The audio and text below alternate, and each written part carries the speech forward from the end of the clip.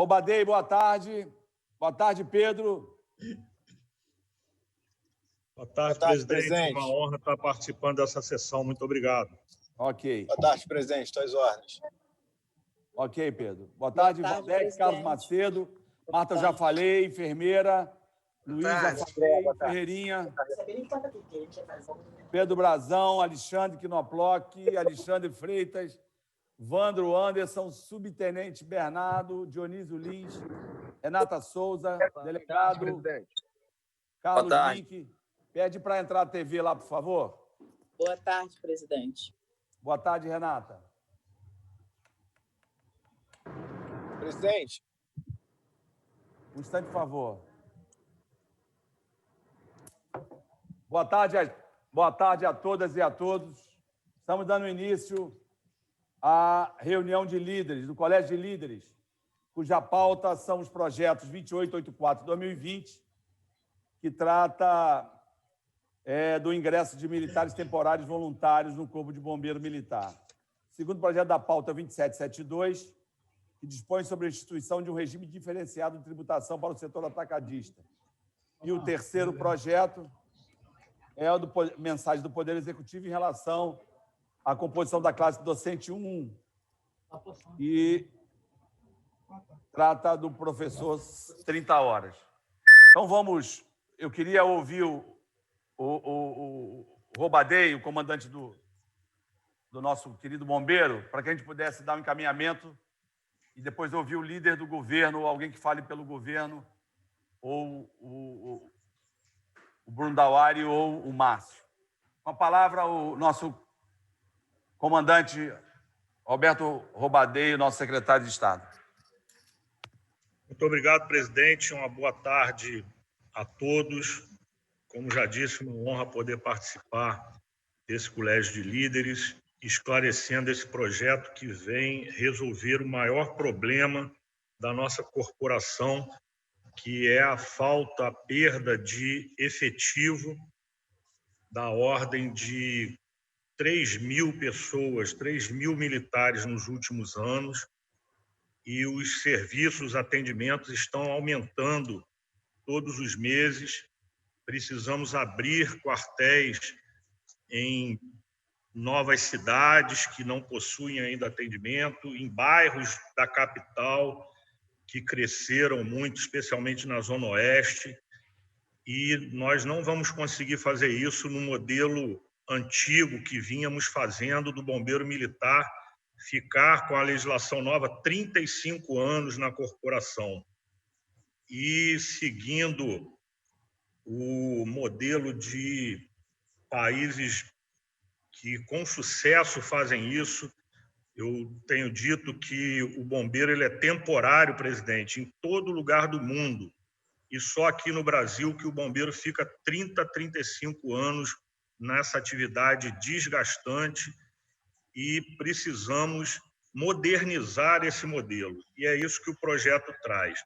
Ficamos com, me parece, duas pendências, que é a questão do percentual do efetivo que nós estamos propondo, o que a lei federal propôs, a lei federal que autoriza os estados a fazerem essa atividade, ela colocou esse limite de 50%, que a gente acha razoável, colocamos no projeto, mas aceitamos, como o senhor disse na reunião passada, presidente, modular esse percentual. 10%, 20% é muito pouco, mas alguma coisa um pouco acima poderá nos permitir avançar sem precisar novamente voltar ao parlamento e discutir tudo isso. Eu acho que poderíamos expandir um pouco esse percentual de 10% proposto por alguns, e também a questão que tem emperrado esse projeto é dos concursados aprovados, dos excedentes de concursos passados. E nós, então, concordamos com a emenda do líder Bruno Dauari e outros deputados, que propõem que esses concursados tenham preferência no chamamento como militares temporários. Eles já vão entrar como temporários já vão realizar o sonho de serem bombeiros.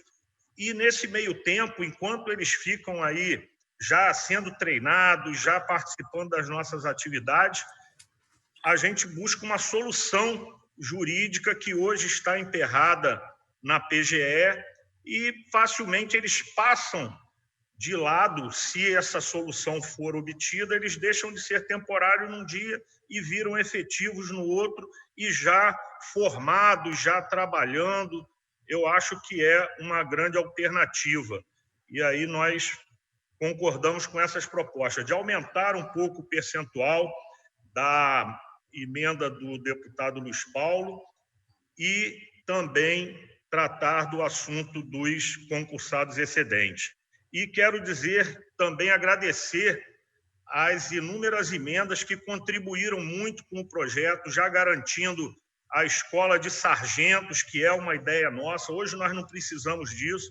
O quadro prevê 1.562 subtenentes e sargentos, nós temos 5.909, quase 4 vezes mais, mas a lei já vai garantir que no futuro nós tenhamos uma escola de sargentos e o ingresso para sargentos, inclusive na nossa ideia, privilegiando esses militares que já vão ter a experiência de terem exercido a atividade temporariamente, vão poder ser aproveitados numa prova de títulos como militares permanentes.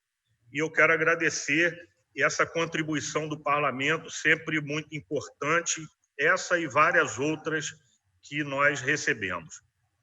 Então, muito obrigado, presidente. Eu espero que a gente consiga avançar e, quem sabe, já nos próximos meses, estar recebendo aí a partir de 1.000 jovens, nós temos capacidade de receber facilmente 2.500 jovens nos nossos quartéis, o que vai ser também um avanço no primeiro emprego de um verdadeiro exército de jovens no nosso Estado. Muito obrigado pela oportunidade. Obrigado, secretário Roubadei. Quero ouvir o líder do governo, mas depois eu vou abrir para os seus parlamentares. Líder do governo, não, líder do PSC, que negociou e conversou aqui, que é o Bruno, deputado Bruno Dauari. Presidente, se o senhor me permite. Oi, Pedro. Só para trazer um ponto para o senhor aqui, às 14h eu fui convocado pelo presidente do Tribunal de Justiça para uma reunião. Os meus subsecretários estarão aqui. Não, vai ser rápido. Mas se eu puder falar um pouco. Não, então tá, eu antecipo a questão da educação, ok. Bruno. Oi, presidente. Com a palavra, você acompanhou, né? Porque eu te liguei, não te vi, eu te liguei. Acompanhei. Então vamos lá.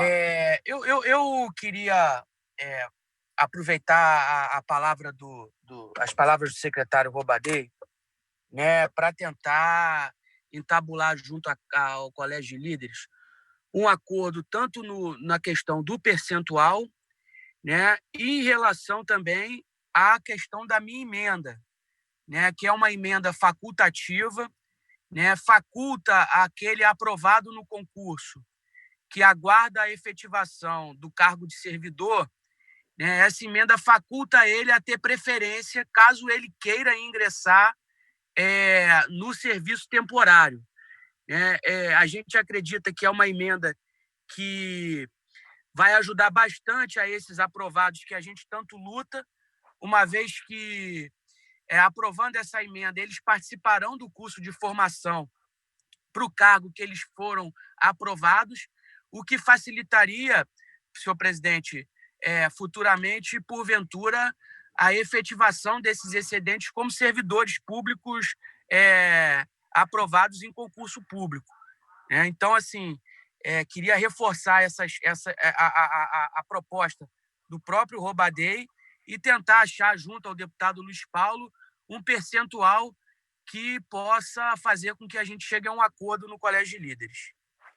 Tá. O Bruno, eu tinha entendido que a sua emenda era autorizativa, autorizava o Executivo a chamar os aprovados. Isso que eu tinha entendido.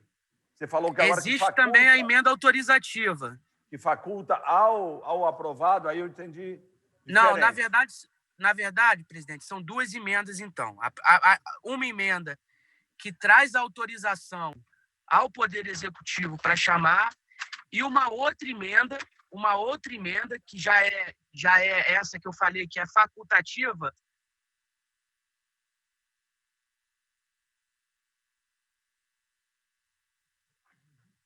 Tá sem som aí, Bruno. Deputado Bruno, está sem som, Bruno. Bruno. Deputado Bruno, a emenda 53 a sua. Tá, deputado Bruno, é porque eu defendi essa emenda da autorizativa na semana passada como uma saída, mas vamos ouvir senhores parlamentares que queiram usar da palavra. Luiz vai falar, mas... Eu gostaria, presidente. Líder, Eu Marta, também, presidente. Falar pelo PSL. Alexandre Freitas e Quinoploc, Dani Monteiro, presidente. Dani, enfermeira. Ok, depois vamos escrevendo. Valdec. Então, vamos... 3 minutos, tá bom? Luiz Paulo, por favor. Carlos Mink, presidente. Está sem som, hein, Luiz? Está sem som.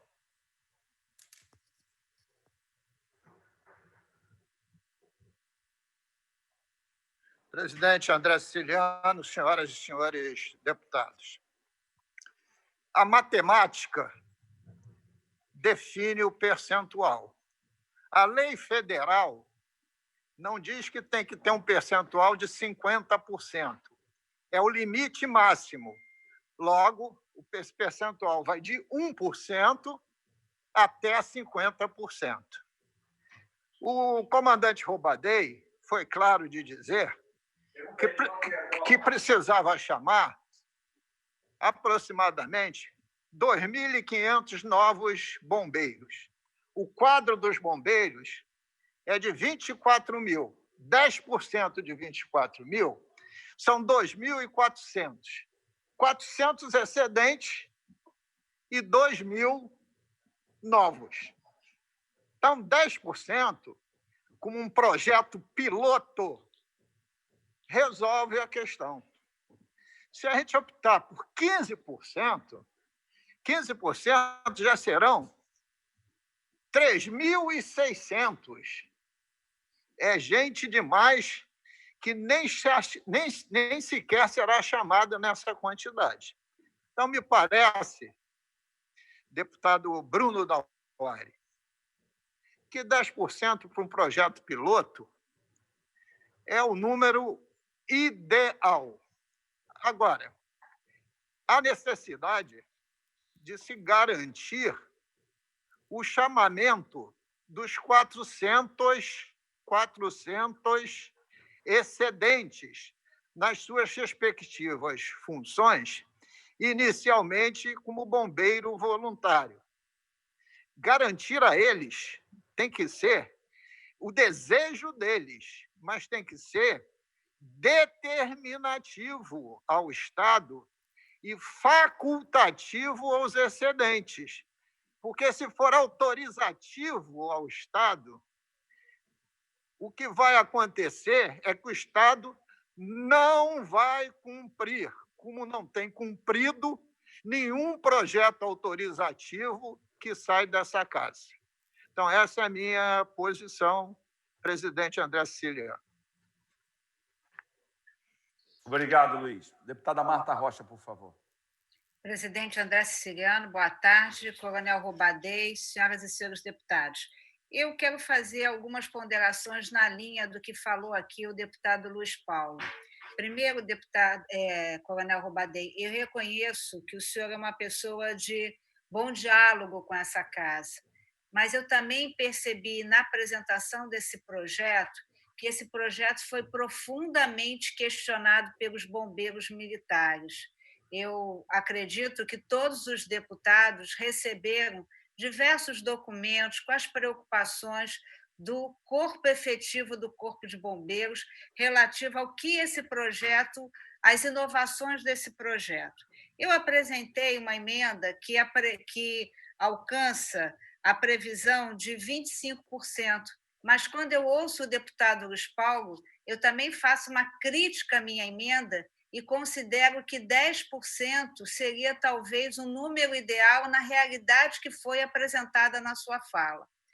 Eu apresentei também uma emenda, que é aditiva número 37, que determina o chamamento imediato dos aprovados. Mas eu tenho dificuldade, Coronel Roubadei, de entender que esses servidores que foram submetidos a um concurso público e se apresentaram numa prova, foram aprovados no concurso para serem servidores públicos, eles serão aproveitados como temporários. E eu não consigo entender juridicamente como é que seria essa transposição do temporário para o servidor público. Me parece que isso não é possível juridicamente. Então, a gente tem que ter clareza que o que nós estamos oferecendo a esses aprovados não é a mesma condição que eles teriam se fossem nomeados como servidores públicos de carreira do Corpo de Bombeiros. Então, eu tenho muita dificuldade de entender esse projeto, eu consigo alcançar a sua preocupação de dar celeridade, eu me preocupo com as questões da proteção desses novos bombeiros, como se dará em caso de acidente, como se dará outras questões, e eu tenho realmente muita dificuldade de compreender essa transposição de um bombeiro temporário que ele possa, no caso específico dos excedentes, mais adiante serem aproveitados como bombeiros militares na condição de servidores públicos. Acho que essa casa não pode cometer esse equívoco, que o que nós poderemos oferecer a esses aprovados não é aquilo a qual eles têm direito. Eles têm direito a serem nomeados como bombeiros militares. E o que nós estamos oferecendo aqui, através desse projeto, não é aquilo a qual não se corresponde ao que eles foram submetidos no concurso público. São essas as minhas considerações. Presidente, se eu pudesse já no final, Roubadei, por favor. Pois não. Que aí vai anotando, tá? Alexandre Freitas, por favor. Em seguida, Alexandre Knoploch, Dani, enfermeira Regiane, Valdec. 3 minutos para cada um. Obrigado, presidente. Presidente, eu confesso que eu divirjo da querida Marta Rocha e do Luiz Paulo. Na minha opinião, o Corpo de Bombeiros é homem e mulher na rua, apagando fogo, resgatando gente, enfim, e outras funções operacionais. Entendi. Que, de fato, impactam na vida das pessoas no dia a dia, em situações de emergência, em que a presença do Corpo de Bombeiros se faz presente. O que eu vejo que essa proposta vai fazer é justamente fomentar ainda mais a atividade fim do Corpo de Bombeiros. Se tem uma coisa nas instituições militares hoje do estado do Rio de Janeiro, é que tem muito cacique para pouco índio. Durante muitos anos, as promoções foram utilizadas de forma irresponsável no estado, basicamente para gerar aumento de salário. Então, essa proposta vinda do Executivo, o que ela foca, na verdade, é na atividade fim, em que a gente vai garantir que pessoas jovens atuem por um determinado tempo naquilo que, de fato, é a atividade fim do Corpo de Bombeiros. Existe, sim, uma preocupação dos ativos de hoje, principalmente naquela questão de você acabar criando, principalmente com aquele termo do processo seletivo reduzido, enfim, agora esqueci o termo correto. Mas simplificado. Isso, simplificado. Mas que isso fosse resultar... Desculpa que minha filha está aqui embaixo, mas, enfim, coisas de pai que está tendo que assumir a função enquanto a mãe está ocupada. Mas, enfim, Bom, até perdi o fio da meada aqui, calma aí. Bom, vamos lá.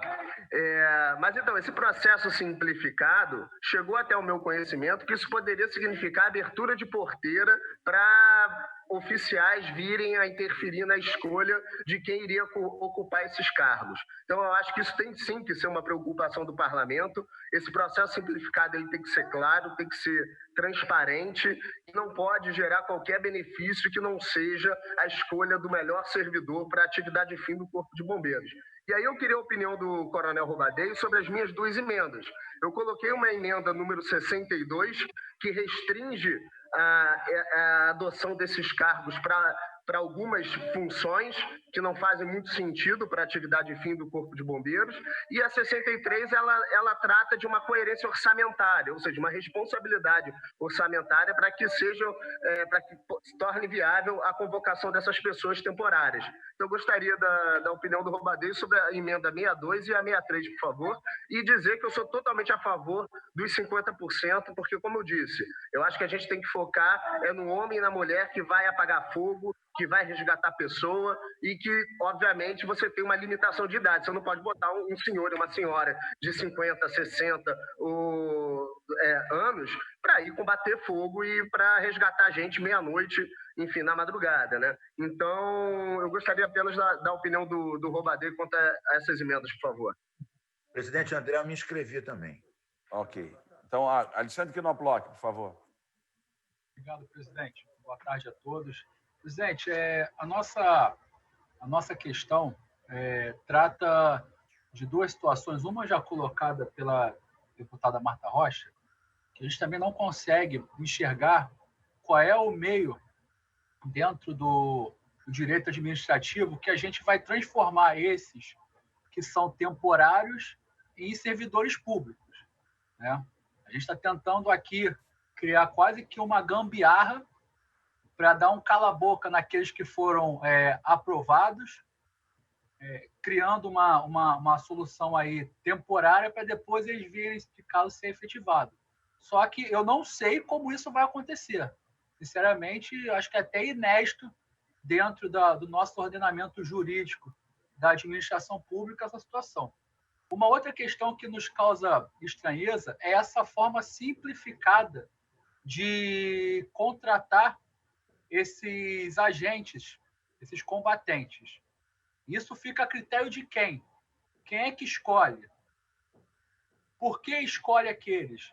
Então, a gente colocou, inclusive, uma emenda que deveria esses serem feitos através de concurso público também, deixando claro no seu edital que é para bombeiro temporário, e aí presta esse concurso quem quer, de fato, ter apenas esses 8 anos no serviço militar.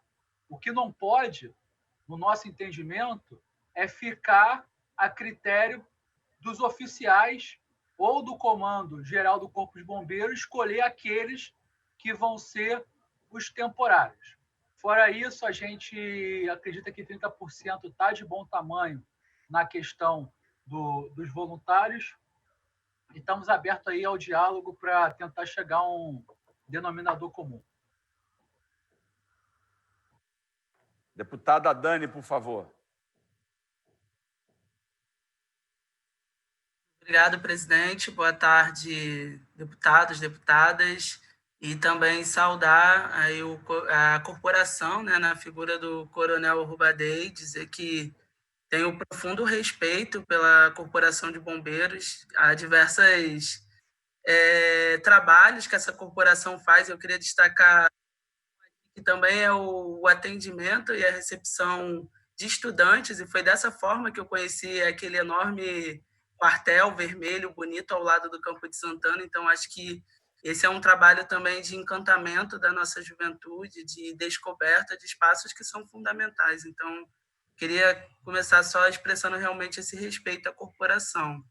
Dito isso, queria reiterar muito a fala dos companheiros que me antecederam, Luiz Paulo e deputada Marta Rocha também, com a preocupação referente ao percentual. E aí deixo das minhas palavras as palavras do deputado Luiz Paulo no que tange aos 10%. Adiante, eu queria só destacar outras emendas que não foram aprovadas pela CCJ, mas que foram de preocupação da nossa bancada, no que tange a carreira, né? Porque parte da demanda que a gente recebeu da base dos bombeiros foi da não aprovação do projeto, e eu acho que com preocupações legítimas, mas haja vista a aprovação, há também outras preocupações no que tange aos direitos trabalhistas desses temporários. Está falando de uma carreira que é uma das diversas carreiras que lidam diretamente com a necessidade de salvar vidas na nossa sociedade. Como já se imagina, né, salvar vidas significa muitas vezes colocar a sua própria vida em risco. E eu acho que para essas pessoas há que se ter um cuidado muito atencioso com os direitos trabalhistas. E a gente não pode fazer uma lei aqui que talvez suplante uma necessidade histórica e de defasagem de um Estado também que não está podendo fazer concursos, mas a gente não pode, no bom e velho português popular, cobrir um santo para descobrir o outro.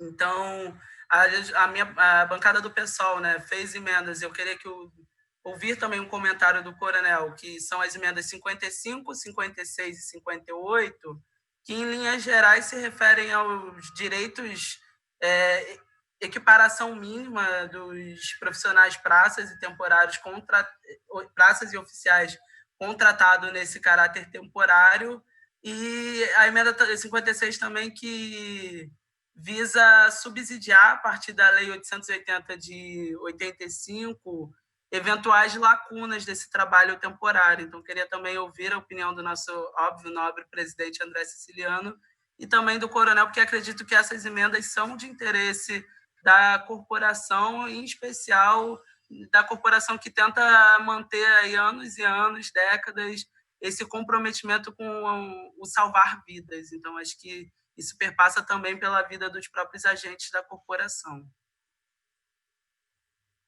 São inscritos a deputada enfermeira Valdec, Mink, Dionísio, mas nós temos a questão do Pedro Fernandes. Essa discussão ela vai se estender, são 101 emendas. Então, eu quero... Pedro está na linha, Pedro? Estou sim, presidente. Eu estou subindo o elevador aqui. Se o senhor me der 2 minutos, que aí eu sento lá na antessala do presidente e falo com vocês. É porque vai cair se eu for começar a falar agora.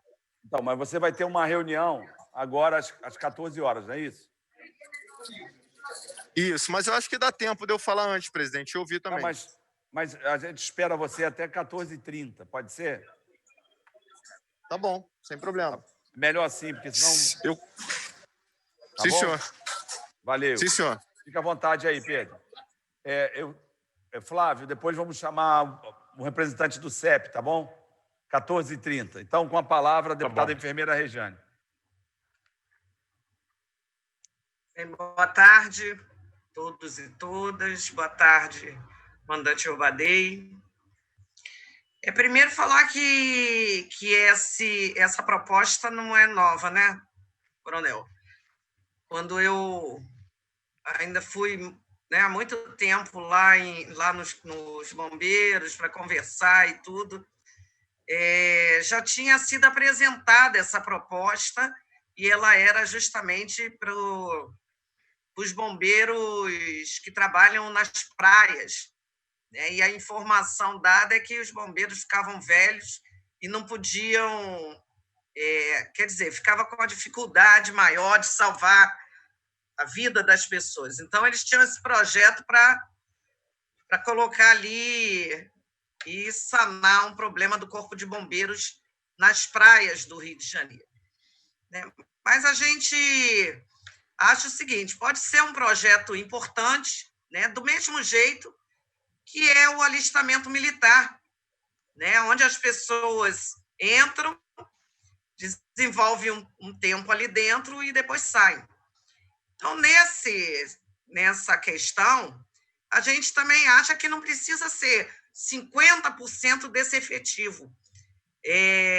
Por quê? Porque hoje o Rio de Janeiro está passando por um problema difícil, mas a gente espera que esse problema passe, né, no nosso estado, no nosso país, e que os brasileiros tenham orgulho de morar. Então, o concurso público...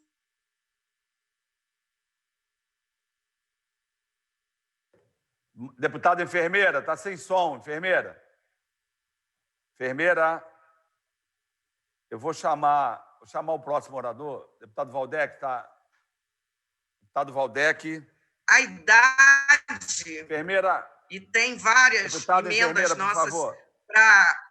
Deputada enfermeira, o som de Vossa Excelência ficou em torno de 1 minuto, 1 minuto e meio fora. Se puder tomar aí 2 minutos atrás, tá bom? Por favor. Tá. É que eu estava falando que esse projeto ele é antigo, né? Ele era para os bombeiros trabalhar com os bombeiros no mar, né? Aqueles bombeiros que salvam vidas, e que é um projeto importante se for nos moldes do alistamento militar, né?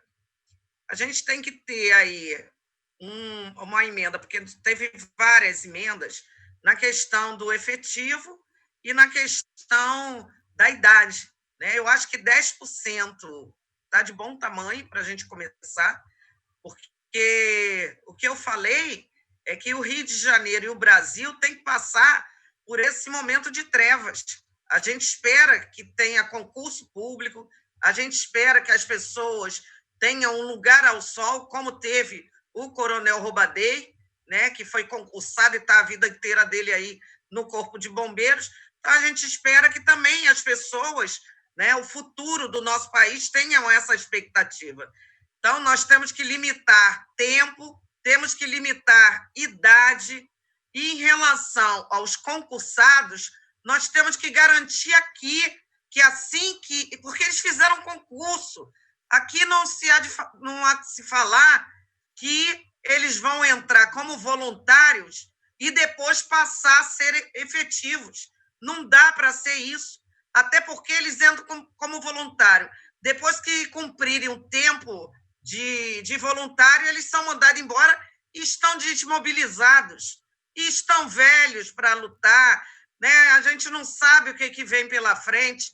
Então, a gente tem que ter um compromisso aqui com as pessoas que foram concursadas, que fizeram concurso público, né? Isso tem que ser garantido na legislação, que tem uma emenda da deputada Marta Rocha que é muito boa em relação a isso, que diz o seguinte, que assim que eles, né, que acabar o regime de recuperação fiscal, eles estão dentro, né? Eles estão dentro. Então, isso tem que ser aprovado na lei. Tem que estar na lei, que é para a gente se sentir, né, de uma forma contemplada com esse projeto. E tem que ter um tempo mínimo. Eu acho que o tempo que o deputado Luiz Paulo e a deputada Lucinha colocaram, de 4 anos, está de bom tamanho, que as pessoas entrem, que seja nos moldes de um alistamento militar, que esses jovens, né, eu acho que tem que ser a idade da juventude para a gente tirar essa juventude da rua. Então, que entre ali, fiquem no máximo 4 anos, que garanta que os concursados entrem, né? E tem algumas questões, algumas emendas, André Ciliano, presidente, que a gente colocou que também devem ser garantidas.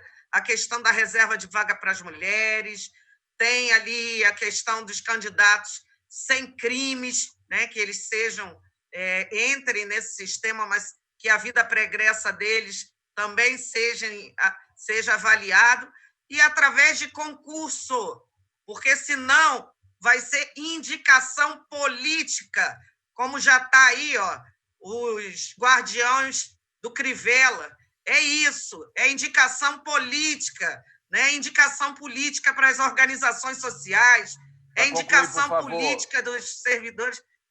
É isso, presidente. Obrigado. A gente vai se empolgando, mas concurso público, idade, temporalidade e os concursados a gente tem que garantir nessa lei. É igual o nosso concurso, a cada 4 anos a gente faz um concurso. Isso aí. Deputado Valdec. Senhor presidente, senhoras deputadas, senhores deputados, Coronel Roubadei, eu quero, em primeiro lugar, dizer que o que mais me mobiliza na discussão desse projeto de lei é a questão do concurso público, não é? Assim como o Coronel Roubadei, eu também sou servidor público concursado da Universidade Federal Fluminense, valorizo muito o serviço público e o ingresso na carreira do serviço público pela porta da frente, que é o concurso. Então, assim, é por isso que em relação ao debate que já está em curso, já está em andamento, eu também acho que a gente precisa ter uma emenda cujo texto garanta que o Poder Executivo vai dar precedência à chamada dos concursados. O André, quando abordou o Bruno Dauaire, fez menção a essa sutileza, depois endossada pelo Luiz Paulo. Tem que ser obrigatória a chamada dos concursados, tem que ter precedência, e caberá a eles ou não aceitar ser incorporado como bombeiro voluntário enquanto não é aproveitado para provimento do cargo efetivo. Então, o que deve ser facultativo, repito o que já foi dito aqui, é a opção, o desejo do bombeiro concursado e aprovado ingressar nesses termos, mas o Poder Executivo deve ser obrigado a dar precedência aos concursados. Por outro lado, em relação a esse percentual, eu também sou daqueles que entendem que o percentual de 10% já proporciona um número bastante elevado.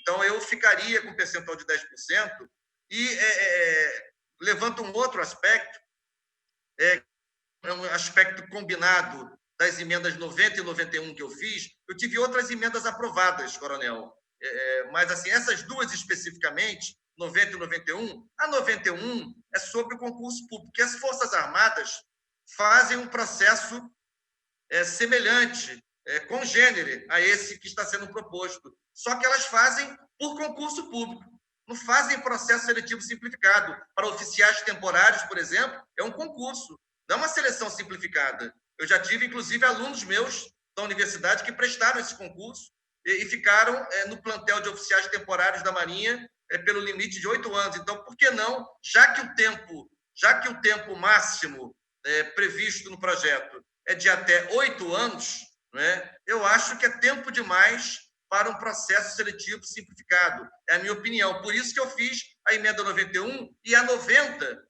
E aí vou concluir, André, é a seguinte: se vai ficar um processo seletivo simplificado e por até 8 anos, né, porque o concurso é o que garante a impessoalidade do processo de recrutamento.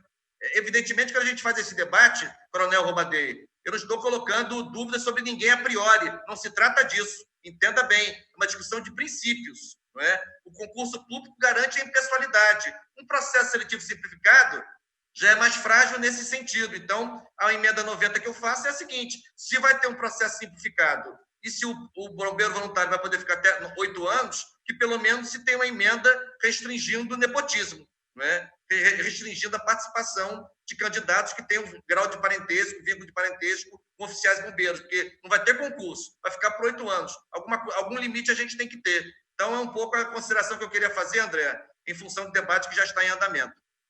Ok. Deputado Carlos Mink, em seguida Dionísio Lins. Presidente democrático André Siciliano, deputadas e deputados, Coronel Roubadei, as ordens aqui. Presidente, eu vou simplificar aqui, porque eu concordo com várias questões levantadas pelos colegas, então não vou repetir os argumentos. Então, vamos listar e acrescentar alguma coisa e finalizar. Então, eu concordo com a tese do concurso. É fundamental. É o que garante a impessoalidade, a forma de acesso ao serviço público, independente de ser temporário, não ser temporário. Vamos fazer concurso.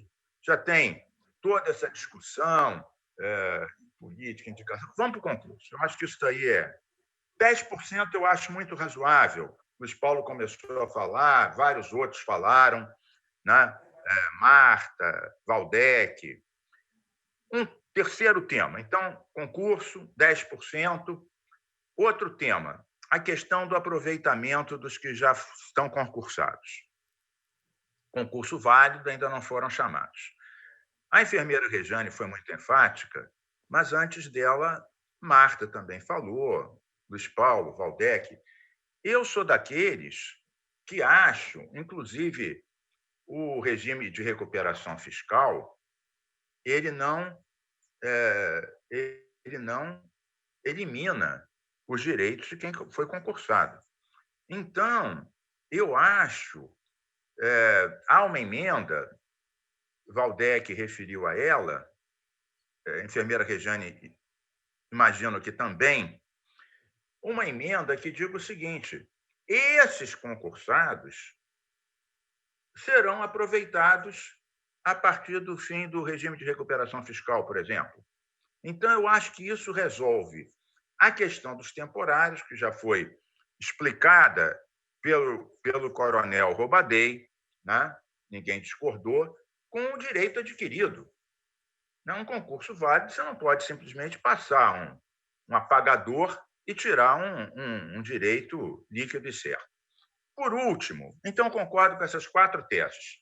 Né? Com as 4 teses. Concurso, 10%, aproveitamento dos temporários, assim que o regime de recuperação fiscal acabar.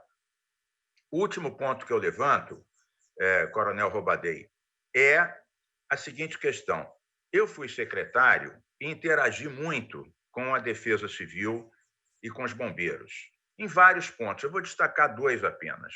A questão dos guarda-parques e da proteção dos incêndios florestais. Muito importante. E o outro, a questão da defesa civil, prevenção de acidentes, sirenes, etc. Nós chegamos a introduzir na educação ambiental a questão da cultura da prevenção. Na região serrana, nós levamos bombeiros para a sala de aula, junto com biólogos, para implantar uma cultura de prevenção em matéria de inundação, de construção de encosta, e foi excepcional. Então, para a gente não ficar num reducionismo de que bombeiro é só para apagar fogo, ponto, eu gostaria de chamar os companheiros, o coronel Roubadei conhece isso, porque participou disso tudo, não são só essas funções que eu falei, essas são aquelas que eu interagi diretamente. Incêndios florestais, guarda-parque, defesa civil, sirenes, educação ambiental dentro de preparação de uma cultura de prevenção.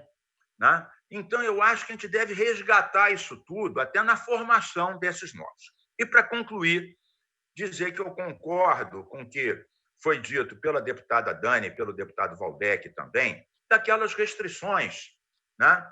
De não ter antecedentes criminais e a questão do nepotismo.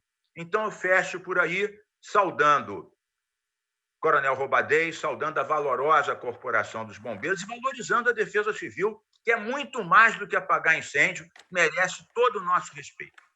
Deputado Dionísio Lins. Presidente. Sim. Presidente. Sim, Alexandre. Só para esclarecer, quando eu digo se apagar incêndio, etc., é na função operacional, tá? E a Defesa Civil, você inclui também a função operacional. E apenas completar que incêndio florestal também é apagar incêndio. Obrigado, presidente. Agora de Defesa Civil é com Rosenberg Reis. Deputado Dionísio Lins. Deputado Dionísio. Com a palavra, presidente. Senhor presidente, senhoras e senhores, companheiros, meu querido companheiro, irmão e venerável André Siciliano, cumprimentando a todos. Quero dizer que o comandante e secretário Coronel Roubadei é uma pessoa que eu tenho muita admiração pela postura, pelo trabalho, pela maneira republicana que ele carrega o Corpo de Bombeiro. É uma pessoa que realmente vestiu a farda e defende o Corpo de Bombeiro veementemente. Sempre é um sonhador, porque quer ver o Corpo de Bombeiro avançando, quer ver o Corpo de Bombeiro referência desse Estado para esse país.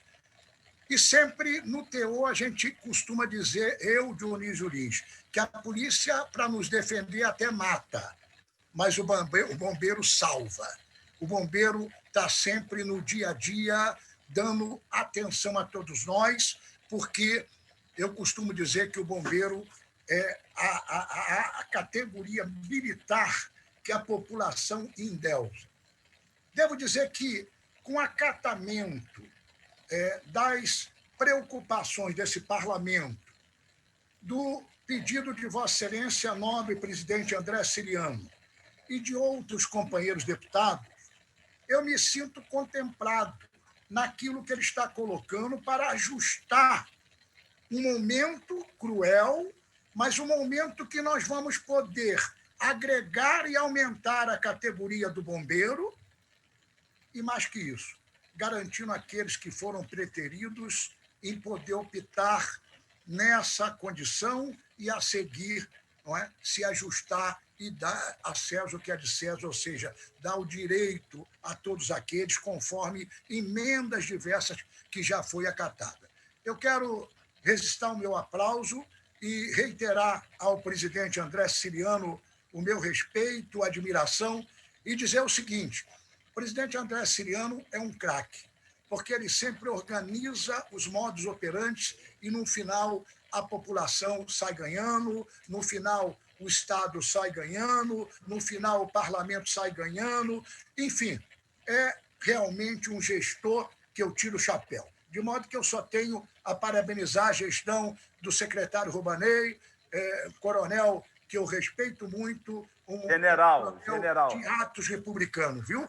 E quero agradecer, presidente, encerrando, dizendo que o que foi ajustado já me contempla e aí não se faz necessário eu solicitar encaixar mais nada. Muito obrigado. Eu quero ouvir o deputado Márcio em relação às emendas. Depois vamos ouvir... Senhor presidente, pela ordem. Um instante, Eu posso Bruno. só... Oi, Bruno. Posso só fazer um esclarecimento em relação à emenda da preferência dos aprovados? Porque tá tendo uma confusão aí, né? Não há transposição de vínculo, né? Não é isso que a emenda quer dizer, né? Até porque esses aprovados no concurso não possuem vínculo nenhum com a administração pública. Então, eles não são, até agora, servidores, infelizmente. É por isso que nós estamos tentando achar aí alguma coisa que possa fazer com que esses aprovados sejam atendidos, né? Então, assim, não há transposição de vínculo, né? O que a emenda propõe é justamente uma preferência para aqueles aprovados que quiserem optar por fazer o processo simplificado, né? O processo seletivo simplificado para ser temporário, até que a sua assunção no serviço público, através do concurso que ele fez, seja efetivada. A verdade, e é uma preocupação muito grande, é que hoje a gente tem um problema grave com a própria PGE, que faz uma interpretação, né, literal da Constituição em relação ao prazo do concurso público, que é 2 anos mais 2 anos. Né? A inovação que a gente tenta trazer na emenda, ela vem também da inovação trazida por outros parlamentares que fizeram leis ordinárias estaduais para suspender, em virtude da excepcionalidade do momento que vivemos, o prazo constitucional que prega que o concurso público são de 2 anos mais 2 anos. Então, a minha emenda, não há transposição de vínculo, como eu disse, até porque esses aprovados no concurso não possuem qualquer vínculo com a administração pública, a não ser a expectativa de direito de serem servidores. Então, só para esclarecer que não há assim, nenhuma inovação jurídica, né? O que há é uma emenda que vem junto da inovação jurídica trazida pelos parlamentares que apresentaram o projeto suspendendo o prazo dos concursos. Obrigado, Presidente, Bruno. questão de ordem. Sim, deputado Rosenberg. O senhor pediu para eu falar através da comissão tão importante. Ainda não. De Defesa mas já Civil. Vossa Excelência irá... Não, mas só uma questão de ordem. Okay. Eu só precisava de 1 minuto, porque eu tenho que sair. E como a questão das emendas, o senhor pode inverter, se há possibilidade. Não, as emendas nós vamos votar. Eu vou tentar o encaminhamento já, Rosenberg. Mas aqui é o parlamento, o que manda é o plenário, não tem jeito. A gente vai tentar o encaminhamento aqui. Não, tá. Eu só queria pôr... Sim, senhor. Eu queria ver se acatasse a nossa emenda 59. Essa emenda, ela veda esses novos bombeiros temporários a ser cedido para outros locais do governo, ou seja, prefeituras do governo. Porque tem que focar nesse assunto, porque muitos municípios necessitam da corporação e acaba não tendo. Você vai no Robaday, sempre bem atendido, mas sempre o mesmo assunto, nós não temos efetivo. Então, tem que montar um bloqueio para não ter uma sessão de ninguém, para nenhum município, nenhuma secretaria, 100% atender a população que necessita do socorro do dia a dia. Muito Ok. obrigado, senhor presidente. Deputado Márcio Pacheco. Deputado Márcio. Sim, senhor presidente. Por favor, Márcio. Senhor presidente, além das emendas que nós já falamos na votação passada, no parecer... Estão disponibilizadas no grupo, deputado? Estão disponibilizadas as emendas que foram aprovadas, a não ser que Vossa Excelência queira que eu repita aqui as emendas, só as aprovadas. Mas, além delas, há um entendimento para aprovação da emenda 72, aglutinando... Repete, Márcio, por favor, repete todas. Todas, tá bom. Então, favorável às emendas 4, 21, 22, 23, 24, 27, 29, 30, 36, 47, 48, 60, 67, 69, 79, 82, 86, 87 e 94. Favorável com subemenda aglutinativa, as emendas 10 e 59. Favorável com subemenda aglutinativa, as emendas 37 e 100.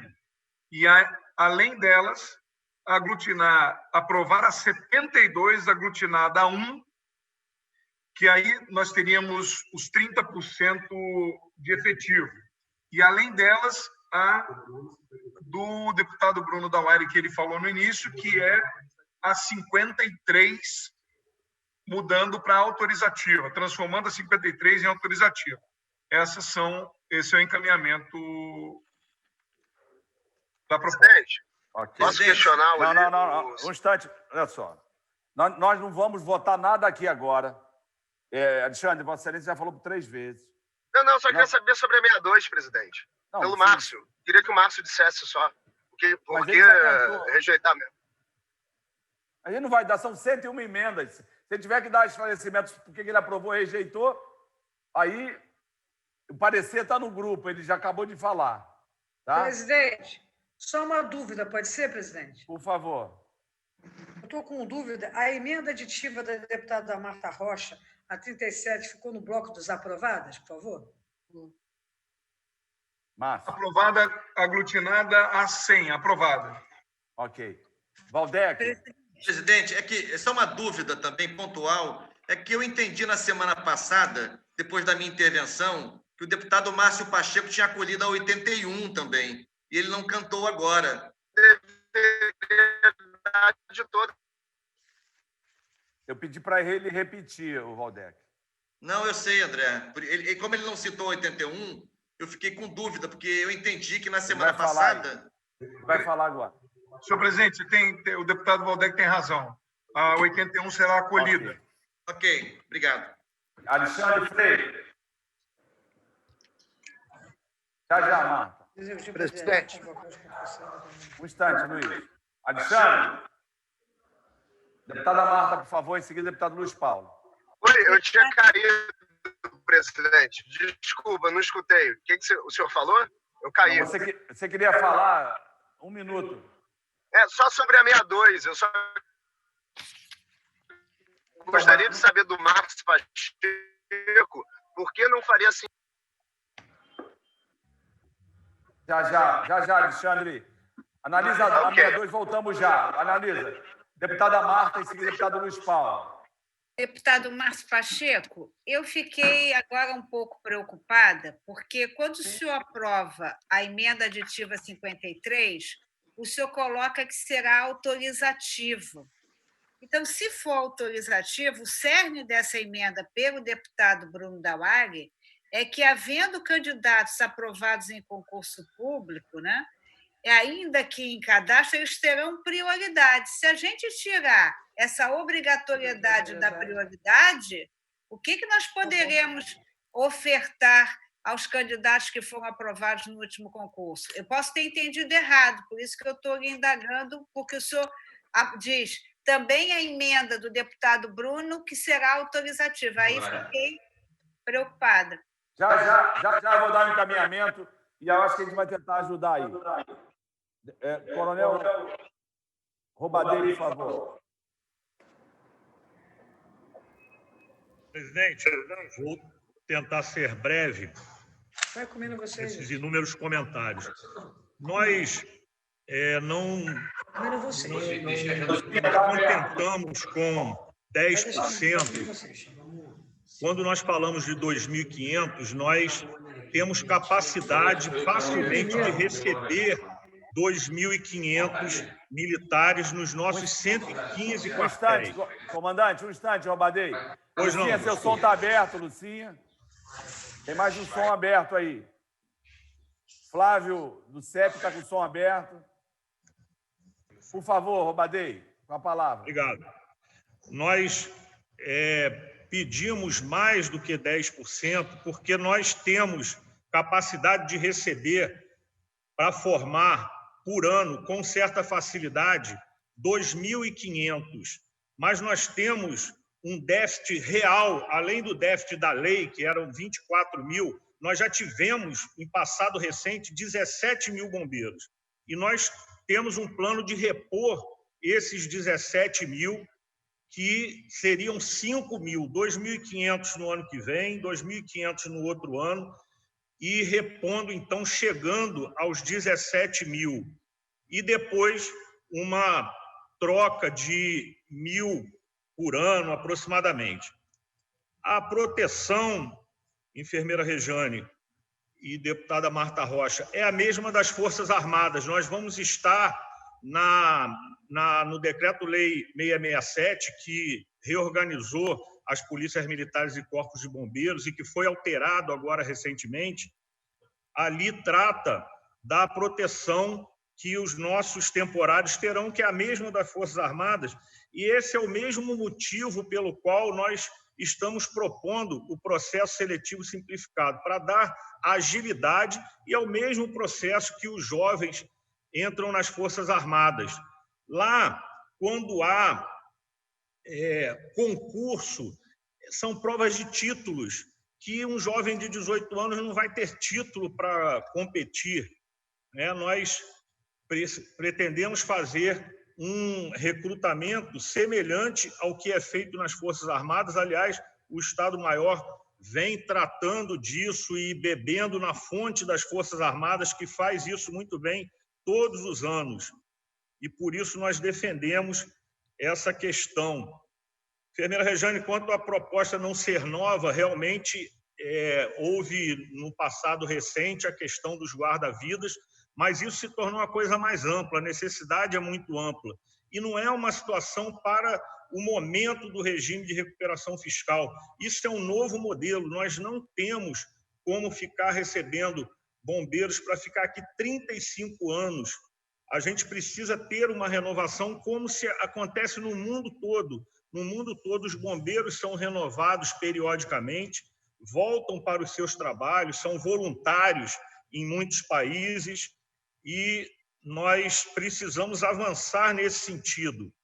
Os 4 anos que alguns estão propondo é muito pouco. É uma das críticas que algumas pessoas fazem, é que esses bombeiros não vão ter experiência. E a gente acha que daqui a 8 anos nós teremos um grupo de bombeiros que já atingiram a experiência de 8 anos, que é uma experiência efetiva como bombeiro, junto com os jovens que estão entrando e com os militares de carreira com seus 20, 30 anos. E isso é que vai garantir a qualidade do nosso serviço. A reserva de vaga para mulheres, a gente concorda plenamente, como análise de vida pregressa. Quanto ao concurso válido, que está sendo um impasse, eu chamei todos os concursos, baseado na legislação estadual. Em agosto de 2018, o interventor federal, general Braga Neto, autorizou o Corpo de Bombeiros a chamar todos os concursados, e nós chamamos.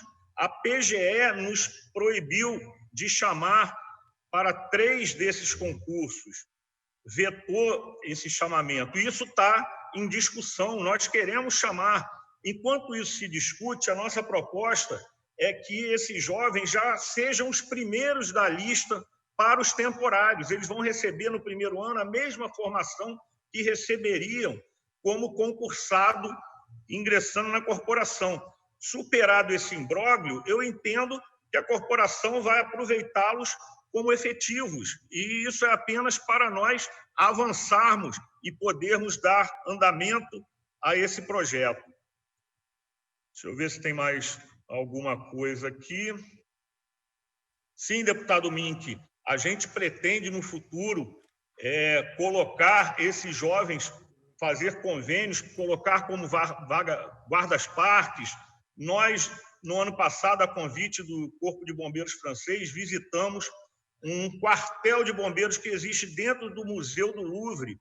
Nós podemos, no futuro, fazer convênios com diversas instituições públicas que vão receber esses jovens. A Alerj poderá receber esses jovens como bombeiros militares, fardados como bombeiros militares, como são hoje no Louvre 60 jovens, a maioria deles temporários, atendem a todos os riscos de incêndio e salvamentos, atendem as pessoas que passam mal dentro do Museu do Louvre, e nós poderemos expandir esse atendimento.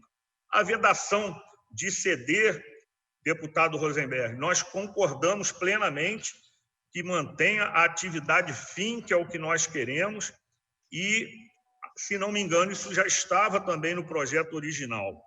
Enfim, eu acho que nós podemos avançar, eu conto com a compreensão dos senhores, 10% vai ser muito pouco. Já no ano que vem, se tudo correr bem, nós teremos condição, em 2021, de receber 2.500, 2022 mais 2.500, recompondo o efetivo que já tivemos de 17 mil.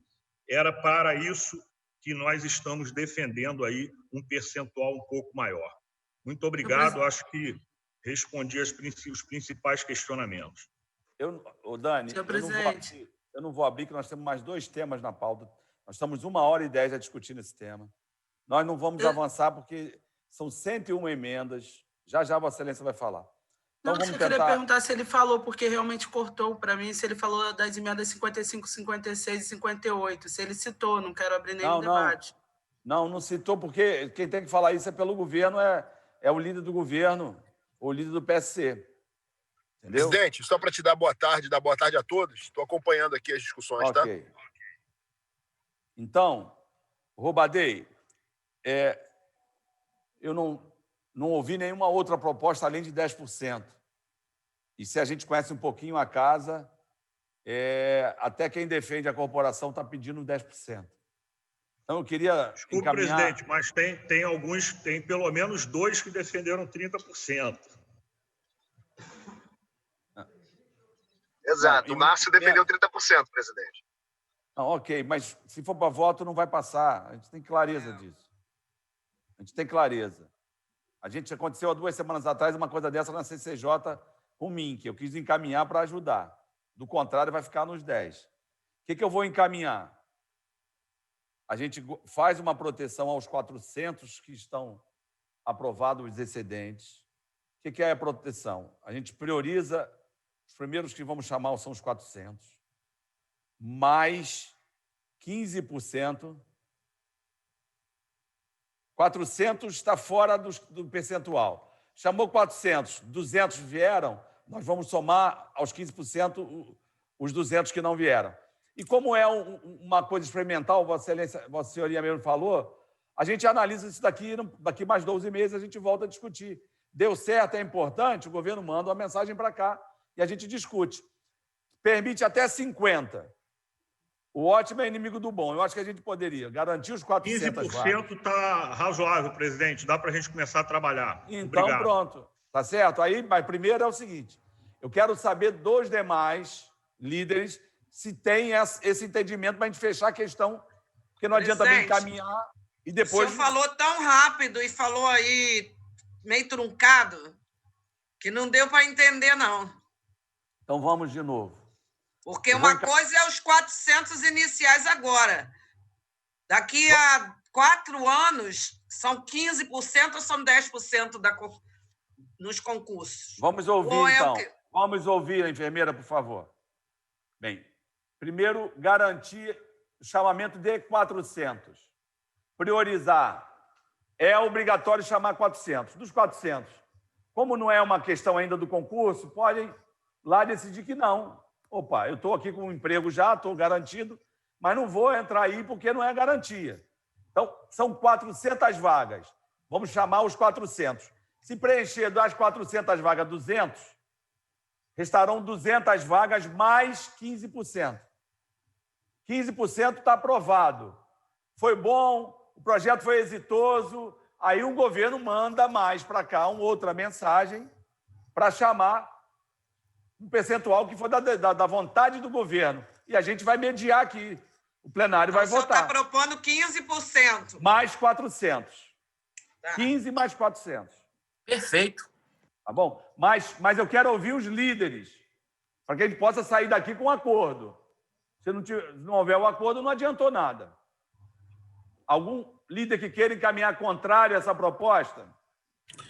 Presidente, Rodrigo Amorim, não é encaminhar contrário não, presidente, mas é só uma ponderação. Vossa Excelência tem se colocado também como um defensor dos concursos públicos. E a gente, com essa medida, não pode cair em esquecimento o desatínio, os absurdos que a PGE tem cometido. Então é necessário toda uma força da Assembleia Legislativa no sentido de cobrar a PGE uma posição menos hostil, não só essa questão do concurso público, mas também como aquilo, tudo que sai da Assembleia Legislativa, que eles insistem em não aceitar.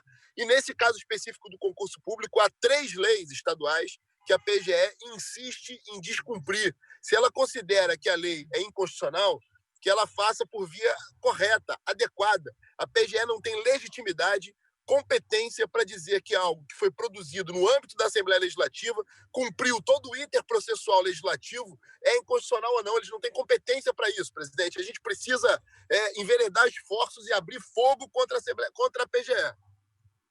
Aqui é paz e amor, Rodrigo. Não vamos abrir fogo. Presidente, a PGE... Olha só. Presidente, queria falar sobre o...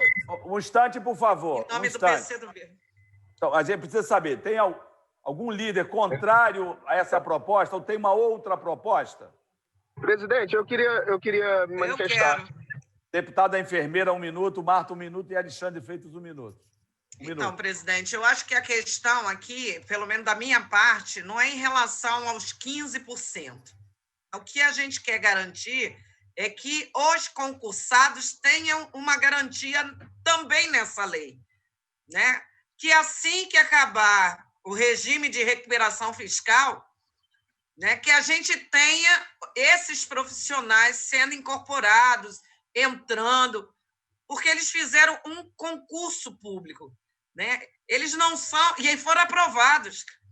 A culpa não foi deles se, né, o Pezão, o Cabral e todos os outros mas fizeram o que fizeram. Deputada enfermeira, nós estamos tentando dar uma proteção aos 400. Não, então, presidente, além disso... Agora não vamos avançar aqui. Nós temos não, colocar na lei, tem uma emenda. A emenda da deputada Marta Rocha. Mas não tem problema, não prejudica nada. Nós vamos garantir. Foi aprovada a emenda. Já foi aprovada? Não foi aprovada nada. Nós estamos discutindo aqui. Vai aprovar é o plenário. Por favor, deputada Marta Rocha. Presidente, talvez eu tenha me manifestado equivocadamente. O que eu quis dizer à deputada enfermeira Rejane, que essa emenda, que é a emenda 37, ela foi acolhida no parecer do deputado Márcio Pacheco. Eu continuo, presidente, não quero criar aqui um cavalo de batalha, mas eu continuo com algumas aflições no que se refere, por exemplo, ao processo simplificado, a questão das escolhas, né? Isso não ficou claro, nós não vencemos essa questão. Nós não vencemos verdadeiramente a questão dos aprovados. Embora o senhor tenha encaminhado, que vai ser chamado, o deputado Márcio Pacheco não respondeu aqui a pergunta se vai ser efetivo ou não. Então, eu tenho dúvidas quanto a isso, não vou fazer destaque, mas tenho dúvidas quanto a objetividade e a necessidade desse projeto. Deputada Marta, nós estamos encaminhando um acordo. Presidente, a corporação concorda em substituir por concurso público o processo seletivo simplificado para concurso público. Ok, ótimo. Perfeito. Presidente. Deputado Flávio. Bom, presidente, só para registrar que eu discordo do projeto, da proposta dele. A bancada do PSOL, né, vai estar se posicionando aí, mas isso, né, acho que as suas propostas melhoram muito o projeto. Isso pode levar, por exemplo, que a gente não apresente um destaque, mas tem uma divergência de mérito aí. Eu acho, por exemplo, que com a estrutura, mas acho também que ainda pode ser aperfeiçoado. Por exemplo, um curso de formação de um bombeiro demora 6 meses. Como que o contrato inicial vai ser de 1 ano? Tinha que ser 2 mais 2 no máximo, para ser no máximo 4 anos. Deputado, pode falar, Roubadei. Nós estamos formando o bombeiro e já colocando ele para fazer atendimento, as turmas que foram chamadas agora, com 3 meses. E aí ele continua sendo treinado com supervisão de mais antigos. Então, a partir de 3 meses, ele já pode estar nas ruas, já pode estar fazendo vários serviços. Ok. Então, vamos encaminhar aqui, deputada Marta. Primeiro que é encaminhando um acordo. Então, a gente vai falar logicamente. Mas primeiro a gente sabe, em relação ao percentual, isso é acordo também, não é que tem que votar favorável, mas não vamos obstruir, fazer destaque, pelo menos no percentual. É isso que eu estou propondo. Gente, eu não farei nenhum movimento de obstrução. Estou aqui externando que não concordo com o projeto. Deputado Márcio, meu parceiro. Presidente. Está aberto, Correia. Áudio aberto aí, Estou na fila, hein, presidente. Não esquece de mim, não, por favor. O senhor, às vezes, esquece de mim. Porque Vossa Excelência quer falar 8 vezes, deputado Alexandre. E aí, a gente só concede 4, 5. Vossa Excelência quer fazer 5 intervenções. Não, presidente, que isso, mas são todas muito producentes. Sim, Márcio. Presidente, eu estou defendendo aqui o acordo encaminhado por Vossa Excelência. Na medida que Vossa Excelência... Presidente, não está dando para ouvir, desculpa, presidente. Tem algum Correia, microfone? deputado André Correia está com o som aberto. Deputado André Correia, por favor. Deputado André Correia. Aí. Vai, Márcio. Alexandre também, Freitas. Está com o som aberto, Alexandre. Vai, Márcio. Presidente, eu quero referendar aqui o acordo encaminhado por Vossa Excelência. Há pouco, o nosso secretário, Coronel Roubadei, também referendou. Acho que nesse sentido... Presidente, está ruim. Não está dando para escutar daqui. André Correia, por favor. Deputado Márcio. Microfone aberto, presidente. Então, senhor presidente, eu quero dizer que o nosso parecer e depois o encaminhamento de Vossa Excelência demonstra a possibilidade de nós realmente chegarmos a um acordo. Eu só não respondi há pouco à deputada Marta Rocha, porque Vossa Excelência antecipou dizendo que faria um encaminhamento desse acordo. E creio que nós podemos aí tentar um consenso. Na minha parte, foi nesse sentido. Presidente, se me permite uma caminhamento de Vossa Excelência. Alexandre Freitas, 1 minuto. Presidente, eu queria só compreender, porque como eu sempre falo, a minha preocupação é com a prestação final do serviço público, né? Então, eu não estou conseguindo compreender por que alguns deputados defendem um tempo menor do que 8 anos. Porque seria basicamente jogar o curso de formação no lixo, de 4 em 4 anos. Isso não faz o menor sentido. E o outro é a porcentagem. Se a gente está tratando de servidores que vão atuar na linha de frente, por que você não vai aumentar o percentual da quantidade desses servidores, ao invés de manter pessoas de carreira que vão chegar numa idade avançada e não vão conseguir mais trabalhar na atividade fim? Eu não estou conseguindo compreender esse raciocínio de limitação de porcentagem e do tempo em que o servidor vai permanecer na instituição, porque isso só favorece a prestação do serviço público. Então, eu gostaria só de pontuar isso. E, novamente, eu queria que o Márcio falasse sobre a emenda 62. Aproveita enquanto está jovem e depois dispensa, né, deputado? Está desligado. Está desligado, porque você não vai botar o idoso para pagar fogo, Serafim. É a lógica da realidade. Eu sei que vocês não gostam de realidade. Por favor. Senhor presidente, o deputado Alexandre Freitas falou da emenda... presidente. 1 minuto. O Luiz Paulo quer falar e o Quinoploc. 1 minuto, Luiz, e a Quinoploc, e vamos encerrar com o Márcio. Presidente, rapidamente. No mérito, eu discordo do projeto. Não conversei com a deputada Lucinha, mas não destacaremos se fizermos o acordo, mas não tenho compromisso de votar favoravelmente. E, segundo, parece que o deputado Alexandre Freitas tem um QI 400 e os outros deputados têm QI 100, são retardados. Eu me incluo entre os retardados, porque não consegue entender a inteligência de ninguém de querer reduzir para 10%, 15% percentual que ele quer 50%. Ora, é sempre oportuno respeitar a contradição e a inteligência alheia. Obrigado, presidente. Deputado Quinoploc, 1 minuto, e depois Márcio Pacheco. Eu só queria responder. Presidente, obrigado. Eu acho que a gente fica contemplado. Ao meu entender, a gente poderia ter um número maior do que 15%, pelo menos 20%. Tá? Mas a gente entende que a gente está chegando aqui a um acordo e que 15%, como disse o coronel Roubadei, já é um start inicial. Eu acredito que vai dar certo, mas como foi bem colocado aqui, é um projeto piloto, acho que estamos contemplados com 15%. A questão do concurso público, o coronel Roubadei também falou que é possível esse entendimento. Então, ok, também evoluímos mais um passo. Minha última questão é que aqueles que vão entrar como temporários, que são os concursados, aqueles que optarem, tá? A partir do momento que tiver uma solução ao caso deles, eles vão ter que ser desligados desse serviço temporário, já fizeram o curso de formação, vão voltar a fazer curso de formação novamente e aí sim ser servidor público, porque não é possível aproveitar o curso de formação deles.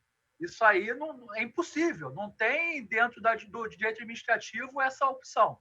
Então, é só isso para a gente deixar claro. E lembrando, e aí vem uma pergunta também, presidente, que eu faço, aqueles oficiais temporários, por exemplo, nos serviços militares, eles têm as prerrogativas iguais aos oficiais que são de carreira. Inclusive, por exemplo, até o porte de arma. Então, como é que fica esses que são os temporários? Quais são os direitos que eles têm e quais não têm? Eu estou até me debruçando nisso, presidente, para a gente poder deixar claro àqueles que estão ouvindo o que eles vão ter de direitos. Obrigado. E como seria no caso desses servidores que forem os temporários e depois esses concursados que forem temporários e quiserem depois voltar ao concurso que eles forem aprovados. Obrigado. Nós não vamos abrir mais para tratar desse tema. Eu dei um encaminhamento no mínimo aqui do percentual e para acolher os 400. Acho que o comandante Roubadei falou de concurso público. Eu acho que no termo não é concurso público, nós estamos vetados. Nós não podemos fazer concurso público. Também não pode ser uma seleção simplificada, tem que ajustar o termo, Márcio, dessa seleção. Mas o encaminhamento é esse, para nós acertarmos das 101 emendas o mínimo dessa questão. Então, não adianta que nós não vamos avançar. Não vou abrir mais para falar. Aqui não é hora de discutir o projeto. O projeto foi no momento que foi receber as emendas no plenário. Aqui é para dar encaminhamento para que a gente possa construir um mínimo para que a gente possa avançar no plenário. Ok? Um esclarecimento importante, presidente. Por favor, Roubadei. O militar só tem porte de arma depois de 10 anos de serviço. Então, esses de 8 anos, eles não terão porte de arma. E o nosso plano é que eles não tenham nem contato com armamento, porque será desnecessário.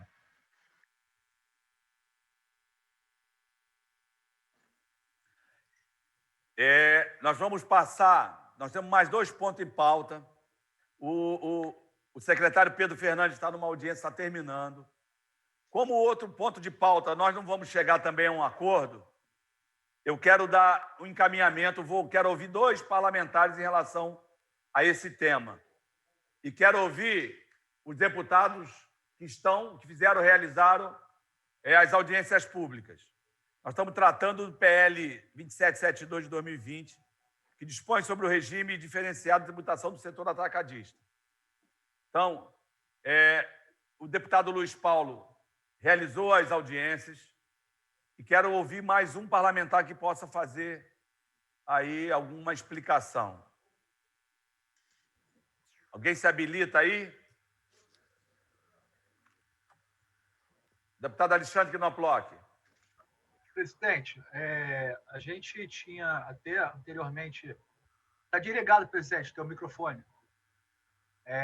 Presidente, a gente tinha até falado anteriormente de trazer junto com aqueles outros debates da substituição tributária. Mas eu acho que o deputado Luiz Paulo ele se debruçou bem em cima do projeto e quero aqui já dizer que esse projeto é importantíssimo para o setor atacadista. A gente tem recebido diversas associações do setor pedindo que sejamos favoráveis, porque a gente consegue ter uma competitividade, principalmente com o Espírito Santo. Então, só queria contribuir nesse sentido e dizer que o deputado Luiz Paulo foi o deputado que mais se debruçou tanto nesse projeto como das substituições tributárias, vai poder acrescentar muito aqui ao encaminhamento. Com a palavra, o deputado Luiz Paulo.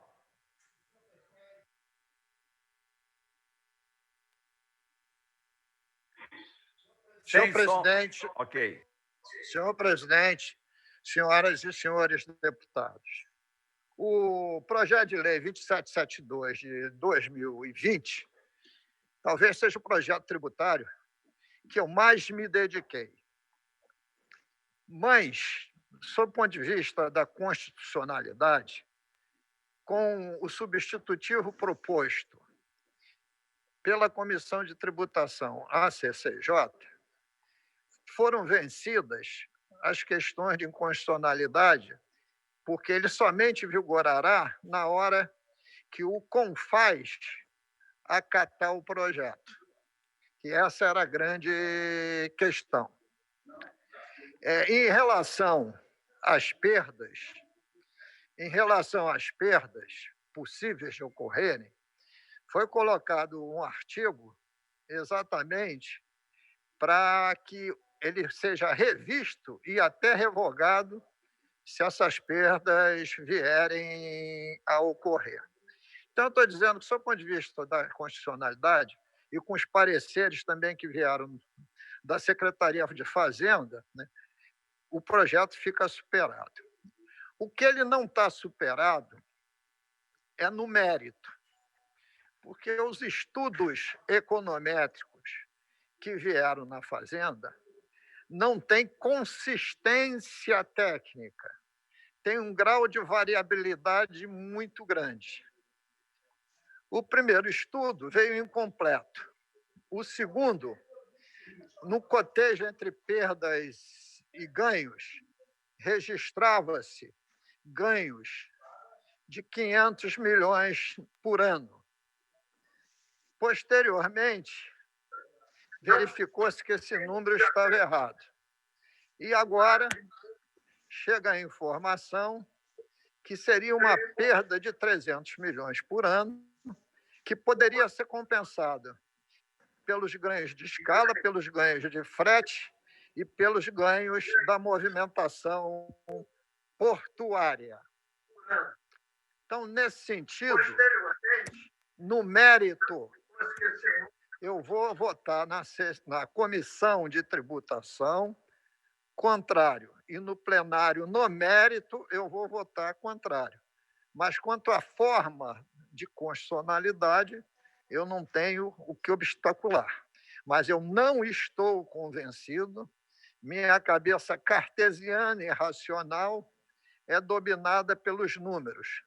E os números indicam possibilidade de risco. Bem, algum outro parlamentar queira fazer o contraponto, não? Senhor presidente. Contraponto. Encaminhar, contrário do que o deputado Luiz colocou. Deputado Anderson Alexandre. Não, o senhor antes abriu, eu estava com problema de conexão, que eu estou no interior. Certo. Esse projeto tem sido ligado durante o mês inteiro, né? Como os deputados amigos sabem, a gente faz parte dessa cadeia, né? Enquanto grupo econômico. Então, somente para frisar, parabenizar o Luiz Paulo e os demais deputados, o que a classe atacadista de distribuição que eles têm pedido é tão somente a gente está equiparado ao Espírito Santo. E, assim, na prática, a gente sabe que a arrecadação do Estado do Rio de Janeiro vai aumentar, porque a gente tem feito operações direto, né? O Estado do Rio tem feito, e a gente tem recebido CD de outros estados, principalmente, sobretudo, o Espírito Santo. Então, só para agradecer o senhor ter liberado a palavra, e o nosso voto, o nosso caminhamento, o meu voto, será no sentido apenas de equiparar que o Estado do Rio de Janeiro tenha a mesma condição dos demais estados, sobretudo o Espírito Santo. Muito obrigado, senhor presidente. Eu gostaria só de uma observação. Um minuto, Eliomar. Um minuto. Pois não.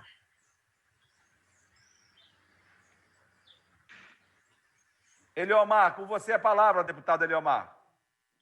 Presidente, o que acontece, presidente, senhoras deputadas e senhores deputados, essa matéria, ela é uma matéria que está cheia de interrogações, perguntas formuladas, não respondidas, aquilo que é devido o poder público informar para nós, no fim de esclarecer e a gente ter mais convicção no nosso voto. Isto não aconteceu. O próprio Ministério Público tem ressalva. Se a gente apanhar análise feita pelos auditores fiscais, também tem ressalvas. Não é bem essa história que está sendo contada, que aumenta a arrecadação, que aumenta isso, que aumenta aquilo. Não é bem isto que está acontecendo. Então, eu acho temeroso a gente votar uma matéria. Pelo menos votarei contrário a essa matéria. Deixa eu me manifestar, então, já que está todo mundo contrário pelo que eu estou vendo. Deixa eu defender o projeto. Tá, depois eu tenho também a minha opinião e vou dar o caminhamento e vamos passar para a educação. Deputado Alexandre Freitas. Presidente, fato é que o Rio de Janeiro está ficando para trás em termos tributários para boa parte do Sudeste e do Brasil. Santa Catarina, Espírito Santo, São Paulo, Minas Gerais, todos esses estados costumam ter uma situação fiscal infinitamente melhor do que a do Rio de Janeiro. Se a gente não começar a se adequar à realidade dos outros estados, o Rio de Janeiro vai continuar se desindustrializando, perdendo empregos e perdendo arrecadação. Porque quem quer arrecadar 20, mas o vizinho arrecada 10, você acha que vai arrecadar quanto? Vai arrecadar zero. No final das contas, é isso que está acontecendo. O projeto, é óbvio que eu tenho algumas ressalvas, tem algumas questões que ainda não estou convencido que não é reserva de mercado, mas é sim um avanço para que a gente se adeque ao nosso vizinho Espírito Santo, que hoje ganha absolutamente todas as distribuições do Brasil. Então, e a gente não pode mais ficar para trás. A gente pode debater ressalvas, mas achar que não é uma... André, seu microfone, André. André, seu microfone. Ok. Obrigado, presidente. Senhor presidente, posso fazer mais uma contribuição de um minuto? Não, obrigado, Anderson. Tá deixa eu...